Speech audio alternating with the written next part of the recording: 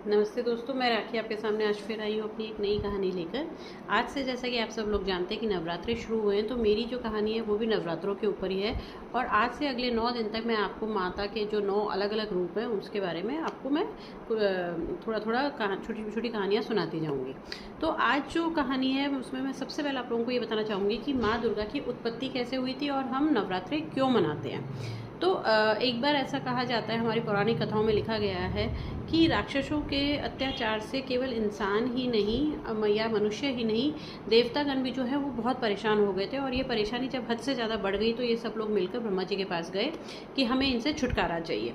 तब ब्रह्मा जी ने उन्हें बताया कि इस दैत्यराज को वरदान मिला हुआ है कि इसका वध जो है केवल एक कोई कुंवारी कन्या ही कर सकती है। और इसीलिए ब्रह्मा जी, शिव जी और विष्णु त्रिमूर्ति ने मिलकर एक महिला का रूप बनाया और उन्हें अपनी शक्तियाँ प्रदान करी और अलग अलग अस्त्र शस्त्र उन्हें दिए। और ऐसा कहा जाता है कि उस रूप के अंदर आत्मा जो है वो गंगा जल से आई थी। और ऐसा भी कहा गया है कि उनका जो रूप है वो शिवजी ने प्रदान किया था और उनका जो धड़ है वो देव इंद्र ने उन्हें दिया था। तो इस तरीके से माता दुर्गा की उत्पत्ति हुई थी।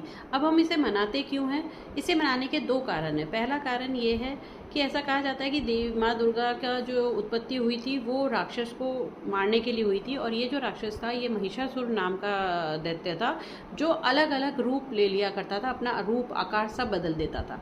तो माँ दुर्गा का इसके साथ 9 दिन तक जो है युद्ध चला था और 10वें दिन माता ने इसका वध कर दिया था। तो एक तरीके से ये जो हम 9 दिन का पर्व मनाते हैं, इसे हम बुराई के ऊपर अच्छाई की विजय या शक्ति रूप में भी हम इसे मनाते हैं।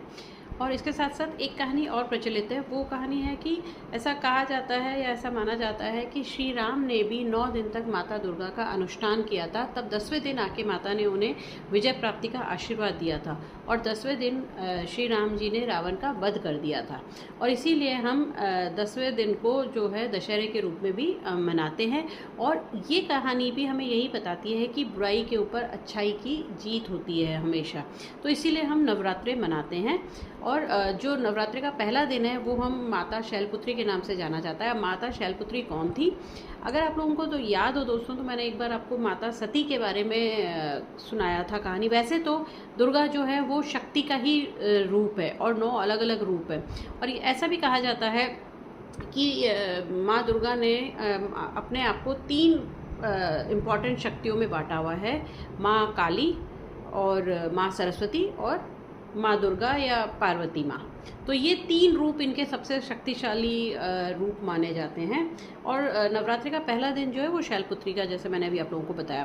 तो मैंने आपको पुरानी अपनी एक एपिसोड में माँ सती के बारे में बताया था कि कैसे उन्होंने यज्ञ में कूद के अपनी जान दे दी थी, क्योंकि उनके मायके में जो यज्ञ हो रहा था वहाँ पे उन्होंने उनके पति शिव का अपमान किया जा रहा था। उन्हें बुलाया भी नहीं था सबसे पहले तो, और उसके बाद जब वो बिन बुलाए चली गई थी तो उन्होंने देखा कि वहाँ पे उनके पति का अपमान किया जा रहा है, तो उन्होंने यज्ञ में कूद के अपनी आहुति दे दी थी। और इस पे जो है शिव जी बहुत ज़्यादा नाराज़ हुए थे और उन्होंने पूरा यज्ञ को नष्ट कर दिया था। तो यही सती माता अगले जन्म में हिमालय की पुत्री बनकर जन्म लिया था इन्होंने। और इसीलिए उन्हें, क्योंकि हिमालय को शैल भी कहा जाता है, इसीलिए उन्हें शैलपुत्री के नाम से जाना जाता है। तो नवरात्रि का पहला दिन शैलपुत्री के नाम से होता है। और यही कहानी मैं आप लोगों को आज सुनाना चाहती थी कि नवरात्रि का पहला दिन किस नाम से होता है, किस माता के नाम से होता है और उनका नाम ऐसा क्यों पड़ा है, प्लस हम नवरात्रि क्यों मनाते हैं और माँ दुर्गा की उत्पत्ति कैसे हुई थी।